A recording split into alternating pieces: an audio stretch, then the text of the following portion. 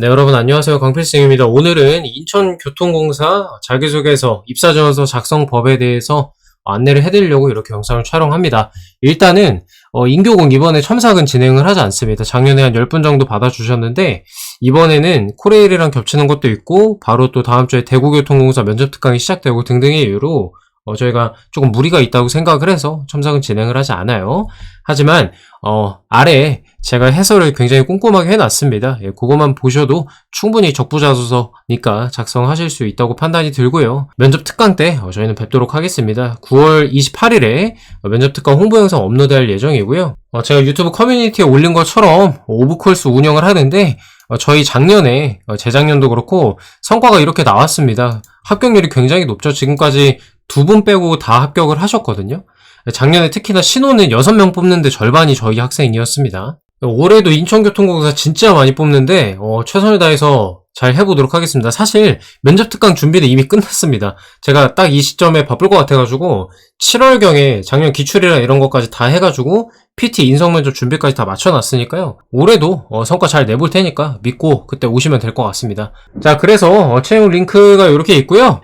상반기 교육사항, 경험, 경력사항 뭐 등등 있는데 일단은 지난 하반기 때도 제가 해설을 했죠. 지난 하반기 때와 경력, 경험, 기술서 뭐 이런 거 다 똑같고요. 자기소개서 문항도 3개가 동일해요.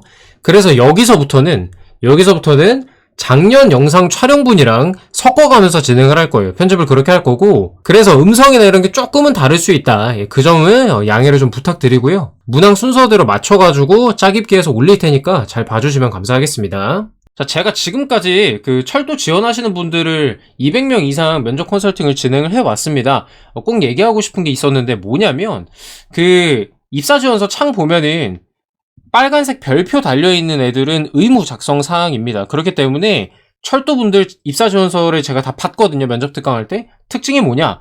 경력사항, 경험사항, 교육사항 완전히 비어있는 경우가 굉장히 많습니다. 아예 안 쓴다는 거죠. 기본적인 자기소개서만 작성을 하시고 제출을 하시는데요.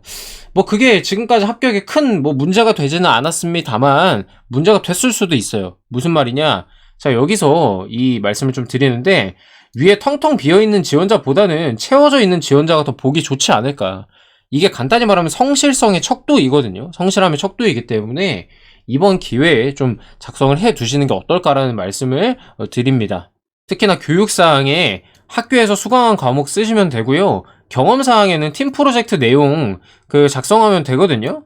검정고시 이외에 고등학교든 대학교든 나오신 분들은 하나로도 뭐라도 쓰실 게 분명히 있을 거예요. 여러분들이 꼭 다 채워야 된다는 강박을 가지시면 안 됩니다. 그렇게 하실 수가 없고 특히 이따가 말씀드리겠지만 인교공은 교육사항이 20개나 쓸 수가 있기 때문에 이거는 저도 못 채울 거예요. 아마 뭐 다 끌어다 쓰면 되지만 이 20개 채우는 것 자체가 어렵기 때문에 막 다 채우려고 부담 갖지 말고 하나라도 채우자라는 생각을 좀 하시면 좋을 것 같습니다. 제가 아래에 가이드도 제시를 해드리거든요. 학교교육, 직업교육, 직업훈련이 있는데 우리 인교공에서는 일단 직업훈련이 아니라 그냥 직업교육이라고 생각을 하시면 될 것 같습니다. 채울 수 있는 만큼만 채우자라고 다시 한번 말씀을 드리고요. 요거는 교육 이수사항 직무기술서를 참고해가지고 작성을 해달라라는 겁니다. 제도화된 학교 내에서 이루어지는 교육 과목이 학교교육입니다. 고등학교랑 대학교 내용 쓰시면 될 것 같고요. 직업교육은 뭐냐? 실업교육, 기능교육, 직업훈련 등을 이수한 교육과정을 의미한다라고 되어 있습니다.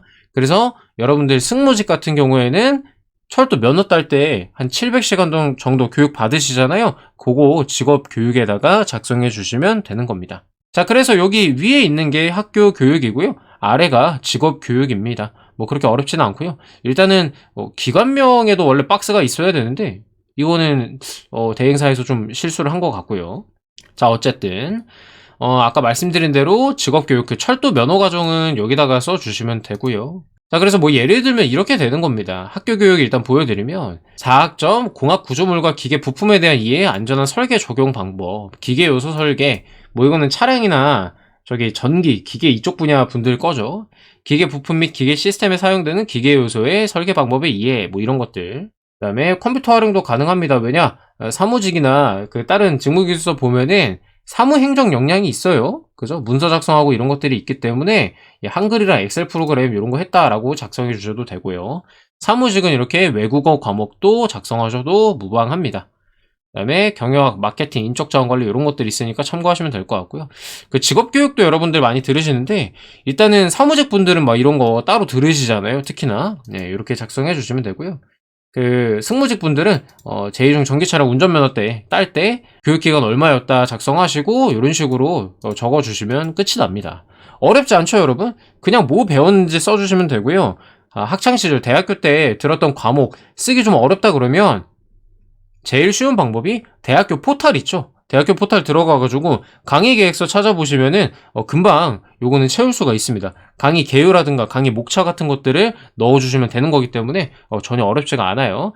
그 솔직히 말하면 여러분들 이거 그냥 귀찮아서 안 하시는 걸 라고 생각을 하거든요. 그럴 가능성이 높아요. 안 해봤고 어떻게 해야 되는지 모르고 개수는 많고. 근데 여러분들 이거를 하셔야 성실하다는 평가를 좀 받을 수 있습니다. 제가 그래서 가이드 다 알려드리는 거니까 참고해가지고 한 30분만 투자해서 채우고 제출하시면 될 것 같고요. 그 다음 경험이랑 경력 사항입니다. 말씀드린 대로 쫄지 말고 채울 수 있는 만큼만 채우시고요. 다만 많이 채운 만큼 아래에 경력, 경험, 기술서 쓰는 라인 있죠? 거기 많이 작성할 수 있으니까 참고하시면 될 것 같습니다. 자, 일단은 중요한 게 뭐냐면 작성할 때 근무 기관이랑 단체명은 기재하지 않도록 유의해라 라고 되어 있습니다. 그러니까 그 블라인드 잘 지켜달라는 것이고요. 여러분들이 많이 헷갈리는데 경험은 뭐냐? 금전적인 보수를 받지 않은 거예요. 산학, 팀 프로젝트, 연구회, 동아리, 동호회, 온라인 커뮤니티, 재능 기부 활동 이런 것들이 포함이 됩니다. 뭐 봉사활동도 여기에 들어가겠고요. 경력은 뭐냐? 채용 직무랑 관련해서 금전적 보수를 받고 기업이나 기관에서 일정 기간 일했던 이력을 말한다라고 되어 있습니다. 그래서 여러분들이 사무직인데 고객 응대를 하는 일을 하잖아요. 그런 일을 하는데 내가 카페에서 아르바이트를 했다. 근데 돈을 받고 일했잖아요. 그거 경력으로 쓰시면 되겠습니다. 그 밑에 보면은 이게 위에가 경험사항이고 아래가 경력사항이란 말이죠. 근무부서 쓸 때도 카페, 뭐 음료 제조팀 뭐 이런 식으로 쓰라는 거죠. 블라인드 지켜야 되니까. 그 다음에 근무 형태 보면은 여기 비정규직이랑 시간제라는 게 또 따로 있습니다. 예, 그렇게 작성을 하시면 되고 담당 업무 같은 경우에는 음료 제조나 뭐 이런 거 등등 재고 관리 이런 얘기들을 써주시면 되는 거고요. 시간 선택제 근로는 주 40시간 미만인 경우에만 좀 체크를 해달라고 합니다. 파트타임. 자, 그래서 아까 말씀드린 대로 돈을 받았다 경력으로 생각을 하시면 되고요. 자, 경험사항 뭘 써야 되냐? 주요 역할 활동 기간, 활동 주요 내용을 쓰시면 되는데 여러분들이 이 활동 기간 쓰는 것 때문에 좀 많이 막히거든요. 그냥 기억 안 나면 대강 쓰시면 됩니다. 아시겠죠? 그 다음에 직무 기술서를 보면서 관련 있으면은 가져다가 쓰시면 되고요. 예를 들어서 봉사활동이 있어요. 봉사활동. 철도랑 무슨 상관이냐 생각을 하실 수가 있는데 봉사활동은 경영기획이랑 사무행정 같은 그 직무 기술서의 역량과 연결시켜서 작성을 할 수가 있고요. 또 다른 예로 제가 예전에 코레일 전기통신직 지원하신 분 중에 전기 관련된 학과이신데 정확하게 잘 기억은 안 납니다만 그 동네에 전기 관련 봉사를 하는 그 분이셨어요. 그래서 이런 것들을 만약에 했다라고 하면은 내가 만약에 정기적으로 지원할 때 봉사활동 경험으로 쓸 수가 있는 겁니다. 그러니까 이게 서류 작성도 사실은 면접의 연장선이거든요. 지금부터 말씀을 드리는데 봉사활동을 했어요. 그게 기술직이랑 무슨 상관이에요? 라고만 생각하지 마시고 봉사활동을 하면서 어떤 내용을 주로 했는지 그게 직무랑 관련이 있으면 당연히 얘기해도 되는 겁니다. 우리는 NCS 능력 중심 채용에 맞게 지금 진행을 하는 거기 때문에 능력 중심 채용의 핵심은 직무 기술서거든요. 직무 기술서 내용을 잘 보고 그거에 맞는 걸로 잘 넣으시면 된다라는 게 핵심 포인트입니다. 당연히 팀 프로젝트 여러분들 과목 엄청 많이 들었잖아요. 대학 시절에 학창 시절에 거기서 팀 프로젝트 되게 많이 했을 거예요. 그 내용들 다 채워 넣기만 해도 경험사항 뭐 5개 이상은 쓸 수 있지 않을까라는 생각이 듭니다. 사소한 거라도 정말 괜찮으니까 직무랑 연관된 거 있으면 다 작성을 해주시는 게 좋겠다. 이렇게 말씀을 드리고요. 경력사항도 근무 부서 기간 아까 본 것처럼 그런 부분들 작성해 주시면 됩니다. 자, 그럼 뭘 써야 되냐 궁금하잖아요. 그죠? 교내 학생회 회장단 쓰시고 이게 이제 사무직 같은 경우에는 이제 고객 응대를 하니까 이렇게 쓰는 겁니다. 학생 수요에 맞는 행사 기획 운영, 내부 부원 부서 배치 및 동기부여. 그러니까 역량으로 따지면 경영 기획 역량과 인사 역량, 그죠? 고객 관리 역량을 어필할 수 있는 부분이고요. 경험 철도 동아리 부원이다. 보통 교통대 분들이 이런 얘기 많이 쓰시죠. 스터디 활동이랑 논문 작성했다. 이게 이제 본인 직무랑 관련이 있으면 다 작성이 가능한 거고요. 근데 밴드부 사무국장, 조직 개편, 업무 분장 확정, 조직 운영 매뉴얼 제작, 이거는 사무행정이나 인사 어필할 수가 있는 거고, 자, 팀프 이렇게 쓰면 됩니다. 마케팅 프로젝트 팀원 했다. 기업 홍보 전략 수립하고 발표하고 성공 케이스를 분석을 했다. 이런 거. 그 다음에 내가 만약에 동아리 뭘 하든 상관이 없는데요. 직무가 내가 총무였다. 비용 관리를 했다. 이랬다면 사무직 역량으로도 쓸 수가 있는 것이고, 캡스톤 프로젝트 여러분 되게 많이 하시죠? 저는 그 문과이기 때문에 캡스톤 프로젝트가 뭔지 사실은 모릅니다만 그 공대분들이 이거 되게 많이 써주시더라고요. 컨베이어의 재료 선정, 설계, 해석, 제작해서 인공지능 분류 시스템을 구성했다. 뭐 이런 것들이 내 직무에 관련이 있으면 작성을 이렇게 해주시면 된다라는 거. 그러니까 요것만 해도 지금 쓸 게 여러 개가 있죠. 괜찮고요. 경력 같은 경우에는 제품 판매, 재고 관리, 회계, 결산. 그 다음에 요거는 이제 다 진짜 회사에서 일하신 분들. 자동차 관련해서 요런 것들. 이거는 이제 차량직이 쓰기 적합하겠죠. 그 다음에 철도 공공기관, 인턴, 운전 구간 인증이라 돼 있는 걸 보니 우리 승무직 분과였던 것 같고요. 원자력 공공기관 인턴 하신 분은 이제 전기직 관련한 거를 가져다가 쓸 수가 있겠죠. 이런 얘기는 전기직에 해당이 되는 거니까. 그 다음에 영무원으로 근무하신 분은 당연히 이제 영무직의 경력으로 쓸 수가 있는 거고요. 요 정도를 작성해 주시면은 위에 교육사항과 경험 경력사항 넣는 거는 충분히 가능할 걸로 보입니다. 자, 그 다음에 이제 중요한 게 경험 경력 기술서입니다. 우리가 방금 제가 말씀드린 경험이랑 경력 10개까지 쓸 수가 있는데요. 10개 다 못 채우실 겁니다, 아마도. 몇 개 쓰셔가지고 이제 아래다가 세부적으로 뭘 했는지 소개를 해줘야 됩니다. 위에서는 너무 이제 쓸 칸이 부족했죠? 이 정도밖에 안 됐기 때문에 부족했어요. 회사 입장에서는 뭐가 궁금할까요? 이 사람이 이 경험 경력을 했는데 뭘 했고 어떤 성과를 냈고 우리 조직에 들어와서 그걸 어떻게 활용할 수 있는지 그거 세 가지가 궁금하거든요. 다시 뭘 했고 어떤 성과를 냈고 우리 조직에서 어떻게 활용할지 요거 세 개가 궁금하기 때문에 당연하잖아요. 여러분들이 인사 담당자여도 그러실 거 아니에요. 그렇기 때문에 나온 문항이 얘네입니다. 상세하게 기술해달라고 하잖아요. 그래서 뭘 쓰면 되냐, 여기 적어놨죠? 활동 기간과 직책, 그 기간, 내가 뭘 했고 어떤 성과를 냈고, 그 다음에 2번에서 이제 그 얘기를 하는 겁니다. 업무 수행에 어떤 도움이 될 거냐, 즉 들어와서 그걸 어떻게 활용할 수 있냐를 물어보는 겁니다. 천자 이내라고 되어 있기 때문에 여러분들 이거 뭐 100자 이렇게 써서 제출해도 전혀 상관없거든요. 절대로 부담 갖지 말아달라 라고 다시 한번 좀 말씀을 드리고요. 직무기술서를 옆에 두고 보면서 쓰시면 되겠습니다. 제가 밑에서 어떻게 쓰는지 자세하게 알려드릴게요. 여기 나와 있는 이 상세히 기술해 주시기 바랍니다. 이 상세히란 무엇인가 싶으실 텐데, 활동 기간 플러스 직책, 기간 이렇게 써주시면 된다. 위에서 이미 썼어요, 기간. 여러분들 그거 그대로 갖다 쓰면 되고요. 구체적으로 뭐 했고 성과는 어땠습니다 까지만 1번 항목에 써주시면 됩니다. 자, 주요 역할은요, 이 수행 내용 말씀드리는 겁니다. 직무기술서에 있는 역량을 앞에다가 써주고 괄호 쳐가지고 써주고, 주요 성과는 수치화해서 작성해 주시는 게 좋긴 한데 안 되면 그냥 쓰세요. 예. 활동 기간은 블라인드 처리를 해줘야 된다. 예를 들어서 내가 필승대학교 학생회를 했다 그러면 그냥 교내 학생회라고 쓰시면 됩니다. 구청 민원실에서 근무했다? 지역구 민원실. 한국철도공사다 그럼 철도 공공기관, 이렇게 업종만 써주시면 되겠고요. 네, 이제 작성 예시를 볼 건데요. 하나씩 쓰셔도 됩니다. 무슨 말이냐? 제가 지금 수행 내용 보면은 막 이렇게 3개 이렇게 써놨거든요. 이거 하나씩만 쓰셔도 돼요. 이 넘버링 매기기 싫다 하시는 분들은 그냥 이 봐가지고 쓰셔도 됩니다. 이렇게 봐가지고만 쓰셔도 상관이 없어요.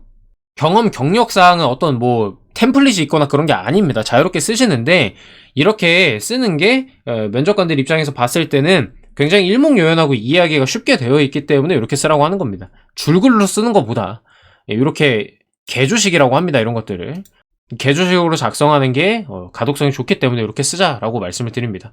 파란색은 이해를 돕기 위해 표시한 거고요. 그 복부 타시면은 표절 걸리니까 각별히 유의하시기 바랍니다. 제가 여기서 말씀드렸던 이 역량을 앞에 작성하자라고 말씀드렸잖아요. 예, 그게 요거입니다. 사무직 같은 경우에 고객관리, 자산관리, 사무행정 역량을 쓰시는 거고요. 그 다음 승무직은 철도 운전 역량 있죠? 갖다가 쓰시면 되고, 차량은 이제 자동 제어 시스템 유지 정비, 이런 거 갖다가 쓰시면 된다라는 말씀을 드리는 겁니다. 자, 예시를 바로 보도록 하겠습니다. 사무직 같은 경우에는, 자, 내가 만약에 카페 아르바이트를 했어. 그러면 대괄호 이렇게 넣고 카페 아르바이트 괄호 치고 언제부터 언제까지, 기간 언제인지 써주시면 끝이에요. 그 다음에 내가 수행 내용, 주요 성과 나눠가지고 써주시는 건데, 직무기술서 보면 고객관리, 자산관리, 사무행정 역량이 나와 있거든요. 거기에 맞게 쓰시는 겁니다. 고객관리면 카페 내방 손님을 응대했다. 자산관리 어떤 자산을 관리했니? 식재료랑 식기 재고 관리를 했다. 사무행정은 뭐 했니? 사무행정이라고 하면 헷갈리죠. 추상적이란 말이에요. 근데 직무기술서 보면 그게 다 나와 있거든요. 결제랑 매출관리 시스템, 포스기라고 많이 얘기하죠. 그거 학습하고 사용해봤다 이런 얘기를 쓰는 겁니다. 자, 주요 성과는 그럼 넘버링에 맞게 써줘야겠죠. 자, 이런 고객관리 업무를 수행해서 나는 맞춤형 응대를 통해서 단골 고객 몇 명을 확보했고 고객 응대 능력이 향상되었다. 이렇게 내가 실제로 어떤 역량을 길렀는지까지 작성을 해주시는 게 좋고요. 식재료 폐기를 줄이고 식기 재고 부족을 예방해서 매장 관리 능력을 향상시켰다. 프로그램 이해 능력과 활용 기술을 습득을 했다. 이렇게 써주는 겁니다. 왜냐? 이런 게 있어야 이따 뒤에 2번에서 쓸 건데 이런 것들을 해봤어야 입사에서 인트라넷 같은 거 빨리 적응할 수 있거든요. 그래서 이것들을 쓰는 겁니다. 이해되시죠? 여러분들 이게 단순히 지금 기술서 작성이 아니고 자기소개서랑 면접 답변까지 다 연결이 되는 거예요. 그거 알고 계셔야 돼요. 제가 지금 단순히 이 작성 방법에 대한 교육을 하고 있는 게 아닙니다, 여러분. 자, 그 다음 교육봉사 동아리 회장. 예, 된다고 아까 말씀드렸죠? 수행 내용 뭐 했냐? 자, 청소년 대상 교육 봉사활동 프로그램을 기획하고 예산을 집행했다. 직무기술서 봐보시면은 이런 얘기 경영 기획에 들어가 있어요. 그 다음에 채용하고 교육했다. 청소년 요구를 파악해 프로그램 제공을 했다. 고객관리 한 번 더 쓰셔도 전혀 상관이 없고요. 주요 성과 5개 프로그램 진행하고 예산 기획서 작성을 통한 예산 배분 역량을 향상시켰다. 다 직무기술서에 있는 얘기입니다. 제가 지어낸 말들이 아니에요. 채용, 면접, 교육, 배치 등 조직인력 운영 기술을 습득을 했다. 고객 요구 분석 방법, 고객 커뮤니케이션 능력을 향상시켰다라고 했습니다. 제가 계속 직무기술서 보라고만 말씀드리니까 이해가 잘 안 되실 것 같아서 한번 가져와 봤고요. 경영기획, 고객관리, 자산관리, 인사, 사무행정, 비상기획 빼고 제가 다 다뤘습니다. 뭐 만약에 혹시나 라이프가드 역할 같은 거 하신 분들 있잖아요. 워터파크 이런 데서 비상기획 같은 거 넣으셔도 전혀 상관이 없어요. 고객의 안전과 관련된 문제, 그런 일들을 해봤다라는 거니까 비상기획 넣으셔도 상관이 없습니다. 자, 그래서 제가 방금 말씀드린 게 이제 역량, 직무수행 내용이든 뭐 능력 단위든 여기에 다 나와 있으니까 보시면 될 것 같고요. 필요 지식 나와 있으니까 여기서도 써먹을 수가 있는 거고, 저는 필요 기술에서 조금 빼서 썼습니다. 예산 기획서 작성이라든가, 그 다음에 유형별 대응 능력, 인사 같은 경우에는 조직 인력 운영 기술, 사무행정은 뭐 문서 작성 관리 능력, 예산 및 회계 프로그램, 이거 포스기 말씀드린 거죠. 이런 것들을 가져다가 쓰면 되는 거거든요. 여기 직무수행 태도 가져다 쓰셔도 사실 상관없어요. 근데 태도보다는 그래도 가급적이면 능력을 얘기하는 게 좋아가지고 제가 그렇게 쓴 거지만 밑에 승무직 할 때는 좀 태도도 얘기를 합니다. 자, 어쨌든 승무 이제 갑니다. 철도 공공기관 인턴을 했다. 그 사실 승무분들은 쓸 게 그렇게 많지는 않아요. 예, 밖에서 이거를 관련 경험을 하기가 좀 어렵기 때문에. 자, 어쨌든 전동차 운전 견습, 안전장치 사용법, 무선전화기 활용, 고장조치, 신호시스템 등 실습. 주요 성과는 뭡니까? 이런 지식이랑 기술이 향상되었고 안전수칙 준수와 책임감 있는 태도를 향상시킬 수 있었다라고 얘기를 하는 겁니다. 자, 이게 이제 승무, 직무 기술서거든요. 여기 방금 제가 말씀드린 거 이런 것들이 있죠. 무선전화기 활용, 고장조치 방법 이런 것들 얘기를 한 거고요. 보안장치 취급 등등이 나와 있는 것이고 안전수칙 준수와 안전운행에 대한 책임감 있는 태도 이렇게 가져다가 쓴 겁니다.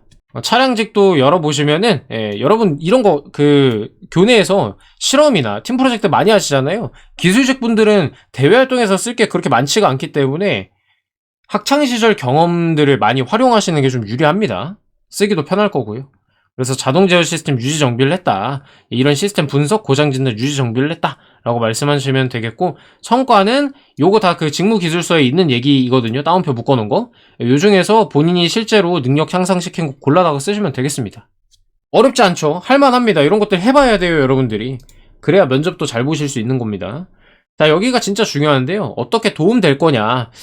다 이거 넘버링, 아까 위에서 넘버링 매긴 거 있죠? 순서대로 작성해 주시는 게 좋아요. 그래서 카페 아르바이트, 능숙한 고객 응대를 통해 이 방문하시는 시민들의 니즈를 파악하고 알맞게 설명하고 서비스를 제공함으로써 만족도 향상과 공사 이미지 제고에 기여하겠다. 그 다음에 두 번째가 뭐였죠? 재고 관리였죠? 영무 자동화 기기의 재고를 관리하고 사무실 내 물품을 관리해서 고객님과 그 선배 직원들이 언제든 필요한 물건을 사용할 수 있는 환경을 조성하는데 기여할 수 있다. 그 다음에 마지막에 아까 사무행정 능력, 프로그램 사용법 익혔다라는 얘기를 했거든요. 그래서 인트라넷이나 각종 기기 조작법을 빠르게 습득해서 본래의 기능대로 100% 활용해 정확하고 신속한 업무 처리에 기여할 수 있다라고 쓴 겁니다. 뭐 이런 식으로 되어 있습니다. 승무 같은 경우에는 직접 옆에서 눈으로 보고 손으로 익혀본 경험을 통해서 이런 것들을 빨리 습득해 최후의 결과가 뭡니까? 결과. 안전 운행이 가능하다라는 얘기를 해주시면 되겠죠. 예, 이렇게 하시면 되겠고, 책임감 있는 태도로 철저히 자기 관리를 해서 정시성을 확보할 수 있겠다라고 말씀을 해주시는 거죠. 그 다음에 이제 차량 같은 경우에는 차량의 큰 임무는 뭐죠? 제때 잘 정비해가지고 열차가 정시 출고할 수 있게끔 하는 거. 그죠? 그 다음에 시민들이 안심하고 탑승할 수 있는 환경을 조성하는 데 기여하겠다. 이런 식의 얘기를 써주시면 되는 겁니다. 영상 너무 길게 찍으면 여러분들이 잘 안 보기 때문에 제가 브리핑하는 형식으로 어렵지 않다, 여러분들이 충분히 쓰실 수 있다, 직무기술서에 내용 다 들어가 있다라는 거, 그거를 말씀드리는데 좀 주안점을 뒀기 때문에 영상 보시고 나서 블로그 링크 들어가서 다시 한번 좀 보시면 이해가 더 잘 될 거라고 생각을 합니다. 자, 다시 24년으로 돌아왔습니다. 앞에 입사지원서 사항들 잘 설명 들으셨죠? 그렇게 써주시면 되겠고요. 정말 지린다. 뭐가 지리냐? 인천교통공사는 애초에 공지부터 24년 직무능력 중심 신입사원 채용 공고라고 올렸어요. 그래서 아래 문항들도 보면 정말 직무능력, NCS 중심으로 문항들이 나와 있다. 그래서 NCS 기반이기 때문에 의도만 잘 파악하면 수월하게 작성하실 수 있다라는 점을 알고 계셔야 되겠습니다. 그래서 문항 의도가 뭔지를 파악을 하고 내가 어필해야 하는 역량이나 뭐 이런 것들이 뭔지, 경험이 뭔지를 생각해보고 살을 붙이면서 작성하시는 거를 적극 추천을 합니다. 자, 일단 1번 문항입니다. 직무 역량 향상을 위해서 노력한 경험과 그 성과에 대해서 구체적으로 기술해달라라고 합니다. 뭐 그냥 국민 질문이죠. 철도 지원하고 계신다면 이미 여러 번 써보셨을 거고요. 당연히 직무 기술서에 있는 내용들로 작성을 하셔야 된다. 사무 역무 안전만 놓고 본다면 경영기획, 고객관리, 자산관리, 비상기획, 인사, 사무행정 이렇게 직무들이 나와 있잖아요. 여기에 해당하는 역량들을 가지고 써주셔야 됩니다. 그래서 능력 단위에 이런 것들 있죠. 뭐 예를 들어서 내가 고객 응대에 자신 있다 그러면 고객 필요 정보 제공 이런 것들, 이런 단어들을 갖다가 써주는 게 도움이 된다. 어차피 면접을 보실 거기 때문에 이런 단어들이 지금부터 익숙해지셔야 되겠고요. 뭐 승무 같은 경우에는 뭐 철도 운전에 이런 얘기들 굉장히 많고요. 전기 직렬을 가지고 본다면 전기, 철도, 시설물, 유지보수, 기본적으로 유지보수 업무를 많이 하죠. 진짜 지식이 굉장히 많이 필요하죠. 필요 기술도 많고요. 이 중에서 본인께서 자신 있는 걸로 가져다가 언급을 해주시면 되겠다라는 말씀을 드립니다. 그래서 사실은 서교공 2번 문항, 9호선 운영 부분 2번 문항이 다 이제 요구되는 역량이 뭐고 노력한 경험을 써봐라. 너의 강점은 뭐고 노력한 일들 중에서 기억에 남는 거 써봐라. 결국에 플로우가 똑같거든요. 역량 향상을 위해 노력한 경험과 우리는 지금 인교공 성과까지 얘기하라고 하는데 어차피 이때 썼을 당시에도 성과까지 쓰셨을 거란 말이에요. 물론 지금 처음 작성하시는 분들은 아래 내용 참고하시고요. 그래서 이건 사실상 돌려막기도 가능한 문항이다라고 보시면 되겠습니다. 자, 의도가 뭡니까 이거? 자기개발 능력. 너 어떤 역량을 길러왔니? 물어보는 거고요. 그럼 제가 이거 조직이해 능력 왜 넣어놨냐면 이 직무기술서, 조직의 직무에 관한 거잖아요. 그래서 조직이해 능력이라는 거죠. 이거에 대해서 네가 일할 직렬에 대해서, 직무에 대해서 잘 알고 있니? 조직이해 능력이죠. 그래서 두 가지가 맞물려 있는 거다라는 겁니다. 작성 방식 간단하고요. 가장 중요하다고 생각하는 역량 하나 고르고 뭐 2개 고르셔도 돼요. 왜 그렇게 생각하는지 써주시면 되고요. 내가 어떤 노력과 경험을 통해서 그러한 역량을 길렀는지 써주시면 됩니다. 간단하게 이런 역량이 제일 중요하다고 알고 있습니다. 제가 가장 적임자예요. 왜냐면 이런 경험을 해왔거든요. 이런 노력을 해왔거든요. 이런 식으로 어필해주면 끝나는 문제입니다. 자, 템플릿이랑 작성 예시를 한번 보시면 될 것 같고요. 뭐 예를 들어서 차량액 같은 경우에는 전기 차량 유지보수 능력이다. 이게 서교공에서 가져온 거기 때문에 인교공 직무기술서에는 없을 수도 있어요. 그러니까 주의해서 샘플이니까 그렇게 보시고요. 시민의 안전을 책임지고 정지성을 지키는 핵심 역량이기 때문입니다. 이렇게 이유까지 좀 써주면 좋겠고요. 특히 물품 정보 및 재고 관리를 통해서 해결한 뒤에 고장 분석을 통해 재발 방지하는 게 겁나게 중요하다. 이를 위해 다음에 노력을 했습니다 하면서 성과 나온 것까지 얘기를 해주겠죠. 자, 기계의 고장 조치 능력과 데이터 분석 능력을 길렀다. 신입사원 매뉴얼도 제작을 했다. 둘째, 물품 재고 관리 역량을 길러가지고 부족분은 보고하여 주문이 이루어질 수 있도록 했다. 그래서 이러한 기반을 닦았다라고 얘기를 해주는 겁니다. 뭐 사실 이렇게 마지막에 입사후 포부는 써도 되고 안 써도 돼요. 너무 이거에 강박 가지실 필요 없고요. 이렇게 하고 끝내셔도 전혀 문제가 되지 않습니다. 자, 운전직 같은 경우에는 일부러 제가 예시를 태도를 좀 가져와 봤습니다. 저는 개인적으로 방금 위에 본 것처럼 기술 혹은 지식을 써주는 거를 추천을 합니다. 근데 만약에 정말 없다 그러면 문제 발생 시 적극 해결하는 자세 같은 거 있죠. 이렇게 태도적인 측면으로 얘기를 하셔도 괜찮다. 다만 경험이나 뒤에 길러온 노력을 명확하게 이제 설득을 해줄 수 있어야 된다라는 게 주요 포인트가 되겠습니다. 어렵지 않죠? 그래서 내가 적임자라는 거를 보여주기 위해서 어필하는 시간이라고 생각하고 작성해 주시면 되겠습니다. 자, 이제 2번으로 넘어갑니다. 지원 분야, 입사 동기, 입사 지원 동기. 밑에 내려가 보면 인교공 지원 동기가 있기 때문에 여기는 확실히 내가 이 직무를 고른 이유에 대해서 얘기를 좀 해주는 게 필요하겠고요. 절대 안전 확립을 위해 나아가야 할 방향을 제시하여 주십시오. 라고 합니다. 뭐 뻔하죠. 여러분들 안전을 어렵게 생각할 게 아니고 어떻게 하면 고객들이 안전합니까? 평소에 직원들이 비상조치 매뉴얼 같은 거 잘 익혀야겠죠. 교육이 잘 돼 있어야 되고 언제든 준비가 되어 있어야 되고 시설물들 철저하게 점검해야겠죠. 역사 시설물이든 차량 시설물이든 뭐든 간에 내가 내 직무에서 관련된 장비들, 장치들 이런 것들은 다 최적의 상태를 유지해야 될 겁니다. 그 다음 또 뭐예요? 앞으로 4차 산업혁명 기술들이 엄청 많이 나오고 있잖아요. 지금 인교공이 철도 중에서도 굉장히 적극적으로 도입하는 곳 중에 하나이긴 한데요. 기사들 많이 찾아보시면 될 것 같고요. 그렇게 4차 산업혁명 기술들 가져다가 도입하고 직원들 교육해가지고 기술에 뒤처져서 막 조작을 못하는 뭐 그런 일이 생기지 않게 하고 이런 것들을 생각을 해볼 수가 있다라는 겁니다. 이해되시죠? 제가 말로만 얘기를 했는데 뭐 그렇게 어려운 게 아닙니다. 예를 들면은 절대 안전 확립을 위해 기술을 도입해야 된다. 어떻게 도입했으면 좋겠다. 확립을 위해 정기적인 임직원들의 교육을 진행해야 한다. 어떻게 하면 좋을지 내가 생각한 계획 등으로 작성해 볼 수가 있다라는 겁니다. 자, 새로운 걸 쓰려면 너무 힘들어요, 여러분들. 지금 너무 창의적인 거를 요구하는 게 아니기 때문에 조금만 더 발전시켜 보자는 생각으로 쓰시면 되겠습니다.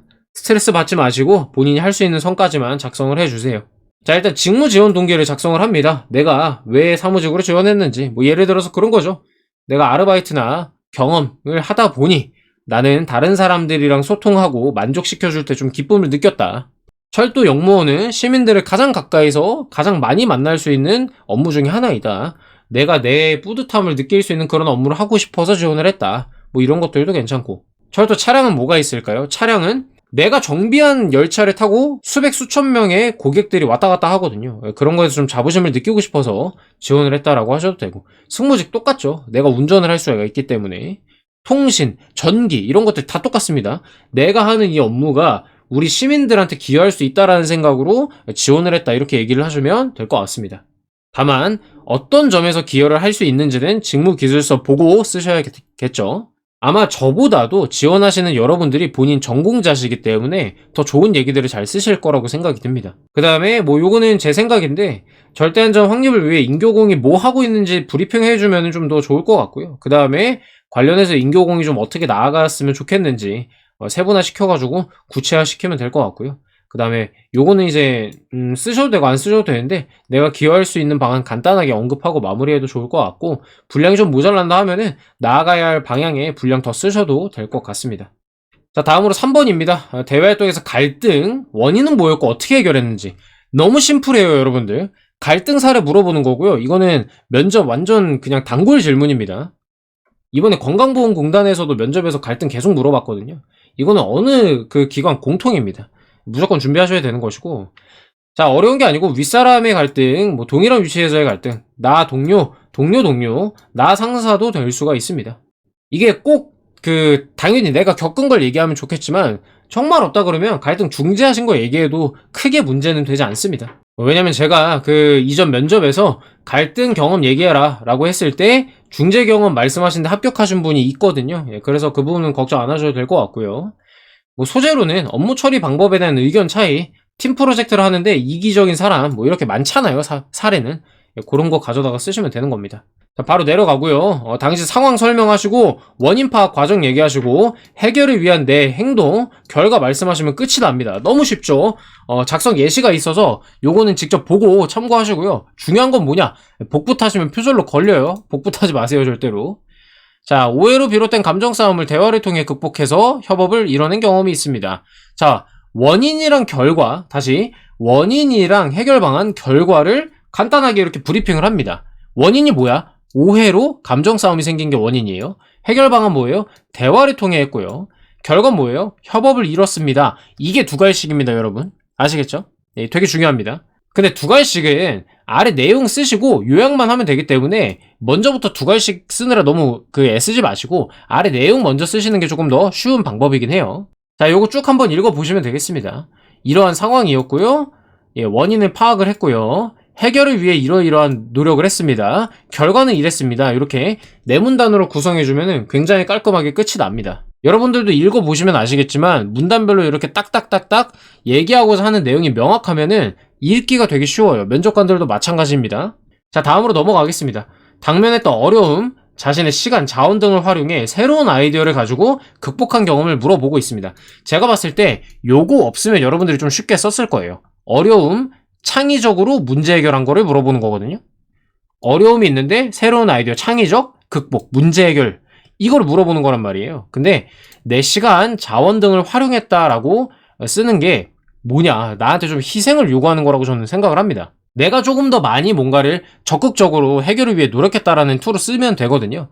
근데 이제 시간과 자원이라고 하면 돈이나 아니면 내가 가지고 있는 물건들이나 이런 것들을 얘기를 할 수 있는데 정 없으면 내 역량 얘기하셔도 크게 문제가 될 것 같지도 않습니다. 그런 얘기를 넣어주시면 되고요. 자, 요건 나중에 한번 읽어보시면 될 것 같고요. 흐름을 좀 봅시다. 자, 저희 9호선 합격자분께서 창의적 문제 해결 답변 사례를 주셨던 건데요. 자, 시간 자원을 투입했던 사례입니다. 상황, 어려움, 내 생각, 어떤 해결을 위한 노력을 했는지, 결과는 어땠는지 요 플로우대로 작성해 주셔야 되는데 중요한 거는 내 생각이 들어가야 돼요. 왜 내가 그런 자원을, 내 자원을 투입을 했고 어떻게 해결하고자 한 것인지 나의 생각을 반드시 넣어줘야 더 좋은 답변이 된다라고 말씀을 드리고 싶고요. 자, 기관사 면허 취득 과정에서 실기 준비를 위해 시뮬레이터를 타야 되는 상황이었습니다. 자율적으로 운영이 되다 보니까 줄이 길어요, 당연히. 그 다음에 새치기를 하는 얌체들도 있었어요. 그래서 교육생끼리 트러블이 발생하는 문제가 있었다. 자, 나는 반장으로서 미래의 동료가 될 사람들과 얼굴을 붉히는 것은 조직에 도움이 되지 않을 거라고 생각을 했고 줄 길게 서느라 교육생들이 다리도 아프고 좀 시간 낭비가 많은 게 안타까웠다라는 거죠. 이런 생각 때문에 이렇게 내가 자원을 투입해서 해결을 했다라고 얘기를 합니다. 1시간 간격으로 쪼개서 시뮬레이터 타는 순번을 정했고 내가 매일 일과 전에 그 시간을 내가지고 형평성을 고려해 애들의 스케줄을 짜고 엑셀 작업까지 하는 자원을 투입했다라고 설명을 하는 거죠. 여러분들이 들었을 때 충분히 메이크 센스 하죠? 납득이 된단 말이죠. 그러면 좋은 답변이다. 결과는 당연히 해피엔딩 아니겠습니까? 동료들 오래 안 기다려도 되고 갈등을 겪는 일이 사라졌다라는 겁니다. 굉장히 구조화가 잘 된 답변이거든요. 줄이 길고 새치기 하는 문제가 발생을 했다. 다리도 아프고 시간 낭비가 많은 걸 해결하고 싶었어요. 그래서 이런 노력을 한 결과 동료들이 오래 기다리지도 않고 갈등도 해소됐습니다. 위에서 얘기한 문제점 2개가 내 노력을 통해 완전히 해결이 되는 거죠. 구조화가 굉장히 잘 되어 있다. 여러분들도 요거를 참고해서 이런 식으로 좀 작성해 주실 필요가 있다. 아시겠죠? 자, 템플릿 아래 적어놨으니까 참고하시고요. 그 다음에 2번부터 4번까지는 작년이랑 똑같아가지고 제가 촬영분을 가져왔었고요. 5번이랑 6번 남았습니다. 정말로 깔끔하게 NCS에 딱 맞게 출제가 돼서요. 어렵지는 않습니다. 가장 중요한 직업 윤리는 뭐고요? 그렇게 생각하는 이유에 대해서 경험과 가치관을 중심으로 기술해 달라고 합니다. 근데 저는 개인적으로 일단은 가치관은 제가 아래도 적었는데요. 이게 좀 추상적이기 때문에 가급적이면 경험으로 써주십사 이렇게 말씀을 드리고요. 정말 중요하다. 지금부터 잘 써놔야 면접에서도 대응이 가능하고요. NCS 직업 윤리에 대해서 알고 있냐? 그에 대해서 생각을 해봤냐? 이게 왜 중요한지 이유에 대해서 생각을 해봤냐? 예, 그거를 묻고 싶은 겁니다. 자, 우리가 면접할 때도 제가 많이 얘기를 하는 건데요. 책임감이 중요합니다 라고 얘기를 많이 합니다. 근데 왜 중요한지에 대해서 대답을 잘 못하세요. 지금 생각해보시면 그렇지 않나요? 인교공 직원에게 책임감이 왜 중요한가요? 라고 물어보면 대답하기가 난해하죠. 생각이 잘 안 난단 말이야. 그죠? 그렇기 때문에 우리가 NCS 교수자용 워크북에 이런 내용들이 다 들어가 있기 때문에 잘 읽어보시고 작성을 해주시는 게 면접을 바라봤을 때도 굉장히 큰 도움이 될 것이다. 이렇게 말씀을 드립니다. 물론 이제 면접 특강 오시면은 제가 이 직업윤리에 대해서 교육을 따로 하기는 합니다만, 그거를 여기 자소서 풀이에다가 좀 쓰기는 애매해가지고요. 직업윤리 워크북을 많이 참고하셔라. 이렇게 말씀을 드리고 싶습니다. 자, 그리고 신뢰, 솔직함 뭐 이런 것들을 많이 쓰시는데요. 아니, 그러지 마세요. NCS 워크북에 나온 개념 가지고 쓰자고요. 근면, 정직, 성실이 근로 윤리로 나오고요. 봉사정신, 책임의식, 준법성, 예절과 존중이 공동체 윤리로 해서 총 7개가 NCS 워크북에 제시가 되어 있습니다. 이미 NCS 평가 기준대로 우리는 평가가 이루어지는 거잖아요. 물론 자소서는 적부지만, 근데 굳이 다른 개념을 갖다 쓸 이유가 없다라는 거죠. 면접 때도 마찬가지입니다, 여러분. 어쨌든 예절과 존중 혹은 배려 이런 것들은 써먹기가 애매해요. 너무 인간적인 부분이라 대인관계적인 측면이 강해가지고. 그래서 그냥 나머지 6개 중에 골라서 작성하는 걸 추천을 드립니다. 자, 그리고 내 경험에 가장 알맞는 소재를 골라보자 라는 말씀을 좀 드리고 싶고요. 윤리를 정해놓고 경험을 생각하는 게 어려우신 분들은, 이러셔도 되긴 하지만 어려우신 분들은 내가 도덕성을 보여줄 만한 그런 좀 소재를 떠올려보고요. 개념에 맞춰가지고 써주는 것도 아주 좋은 방법이 되겠습니다. 직업윤리 문항은 왜 어렵냐? 이유를 쓰는 게 어렵거든요. 이유. 어렸을 때부터 우리가 도덕은 너무 당연한 거라고 생각을 해왔고 그렇게 배워왔기 때문입니다. 그리고 항상 잘 지키려고 노력을 했고요. 왜냐면 얘네가 사실 인간이라면 응당 지켜야 할 것들이잖아요. 이런 것들이요. 그죠? 근데 어찌됐든 간에 인교공 직원의 관점에서 그 이유를 써줘야 됩니다. 인교공 직원이 책임감을 발휘해야 뭐 고객이 어쩌고저쩌고 막 이런 얘기들 있잖아요. 예, 뭔 말인지 아시죠? 그런 것들을 쓸 수가 있어요. 그러니까 인교공의 관점에서, 직원의 관점에서 바라봐달라, 한번 고민을 좀 해주셔라, 이런 말씀을 좀 드리고 싶습니다. 자, 그래서 템플릿 1문단에 인교공 직원에게 가장 중요한 직업윤리, 그게 가장 중요하다고 생각하는 이유, 방금 말씀드린 이 관점 잘 가지고 계시고요. 워크북을 본 자에게 빚이 있으리, 헷갈리시면 워크북을 좀 보시는 것도 아주 좋은 방법이 될 겁니다. 일예로 예를 들면 하면서 이제 내가 그 윤리를 가지고 있는 거를 보여줄 수 있는 사례를 알려주셔야 됩니다. 아니, 인교공 직원한테 이 윤리가 가장 중요합니다 라고 했는데 내가 그 윤리가 없으면 말이 안 되잖아요. 그죠? 그래서 윤리를 보여줄 수 있는 사례 써주시면 되겠고요. 마지막에 짧게 그 윤리가 중요하다라는 걸 배웠다, 뭐 이런 배운 점을 간략하게 써주시는 것도 좋은 방법입니다. 어찌됐든 간에 이 문제의 핵심은 어떤 윤리를 고르냐가 중요한 게 아니고요. 그게 가장 중요하다고 생각하는 이 이유와 내가 그 윤리를 가지고 있다는 증거, 그 사례를 제시해 주는 게 중요합니다. 이거 2개에 초점을 두고 작성해 주시면 됩니다. 네, 마지막 6번입니다. 이런 문제는 제가 굉장히 신박하게 보는데요. 처음 봤어요, 이런 거. 직무기술서 내의 경력 경로를 바탕으로 입사 후 경력 단계별로 너의 역할과 포부를 얘기해달라고 합니다. 자, 일단은 그래서 그 직무기술서의 경력 경로를 보면 이렇게 나와 있습니다. 이게 지금 사무 영무원전 거네요. 예. 그래서 1년 6개월 동안 현업에 배치가 되고, 그 다음에 3년 동안 행정지원 업무와 영무 업무 같이 하고요. 5년 동안 사무행정 지원 업무, 본사 현업팀, 교대 근무 책임자, 상급 이상은 이제 관리 역장, 부장 뭐 이렇게 루트가 나눠집니다. 제가 봤을 때는 여기가 이제 현업이죠. 여기 밑에 영무를 근무를 하는 그런 분들. 그 다음 위 라인이 이제 본사 라인으로 볼 수가 있겠습니다. 그 다음에 딴 거 좀 볼까요? 승무 좀 볼까? 마찬가지로 기관사로 일단 일하고요. 여기도 마찬가지로 이제 본사, 현업 기관사, 관제 이렇게 나눠지는 걸로 보입니다. 자, 부장이랑 팀장급은 뭐 하는지는 디테일하게 써있지는 않네요. 그 다음에 기술직, 요거 전기직 한번 보면요. 얘도 마찬가지로 이제 이렇게 본사 라인과 현업 라인으로 나눠지네요. 그래서 이런 부분들을 감안해가지고 본인 거에 맞게 작성을 좀 해주시면 될 것 같고요. 핵심적인 거는 요건데요. 여러분들 이거 생각하기도 굉장히 어렵잖아요. 이거 왜 냈냐면 일단은 내가 스스로 경력을 설계할 줄 아는 사람인지 보고 싶은 겁니다. 그러니까 물 흐르는 대로 사는 사람이 아니라 명확한 목표와 포부를 갖고 사는 사람을 원하고 있어요. 왜냐면 그게 NCS 자기개발 능력에 맞는 사람이기 때문이에요. 뭔 말인지 아시겠죠? 작성 방향은 1년 6개월, 3년 5년, 그 이후 3급으로 총 4단계로 나눠져 있는데요. 시기별로 200자씩 나눠가지고 뭘 어떻게 하고 싶은지 써주시면 될 것 같습니다. 어떤 내용을 쓸지 아이디어를 좀 얻고 싶다면 이 NCS 자기개발 교수자용 워크북 147부터 150쪽이 이렇게 생긴 놈들이 나오는데요. 직업선택, 조직입사, 경력 초기, 중기, 말기 순서로 그 NCS에서는 경력을 5단계로 설계를 해놨습니다. 그래서 우리가 이제 직업 선택은 입사 지원하고 이런 게 끝이고요. 여기서 말하는 이제 여기 있죠. 1년 6개월 단계에 신규 임용 요 단계 있잖아요. 거기가 이제 제가 봤을 때 조직 입사에 해당하는 거고요. 그 다음부터 초기, 중기, 말기로 나눠 볼 수 있을 것 같아요. 물론 이제 보면은 경력 초기가 나이로 따지면 25에서 40이라고 책정이 되어 있긴 합니다만 그 나이를 매칭시키려 하지 말고요. 여기 나와 있는 설명들 읽어보면 어떤 내용을 좀 써도 괜찮을지가 나오거든요. 참고가 돼요, 참고가. 예, 그래서 아이디어를 좀 얻고 여기 현업에서 혹은 본사에서 이런 관리역 통상, 현업팀 이런 말들을 쓰시면서요. 구체적으로 좀 내가 어떤 역할을 하고 싶은지 그때 포부, 즉 어떤 목표를 달성하고 싶은지에 대해서 적어주시면 됩니다. 정답이 정해져 있는 게 아니니까요. 생각해보시고 좀 자유롭게 작성해 주시면 됩니다.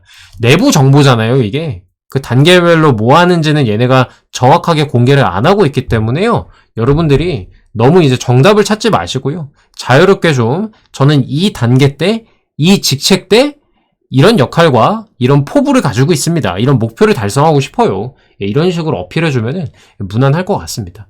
소제목 필요 없어 보이고요. 문단별로 200자씩 나눠서 어떤 역할을 할 거고 어떤 포부, 어떤 목표를 가지고 있는지 작성해 주시면 큰 무리 없이 쓰실 수 있지 않을까 싶습니다.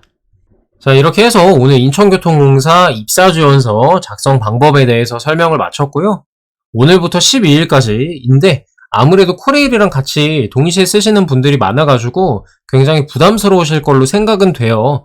코레일만 해도 지금 2800자 정도 되네요. 700 곱하기 4니까 2800자에다가 지금 인교공 5800자까지 쓰려면 아주 그냥 힘들 걸로 보이는데요. 근데 그렇다고 대충 쓰지 마시고요. 이게 어찌됐든 간에 면접 가기 전에 여러분들이 반드시 생각해 볼 만한 문항들이거든요. 다.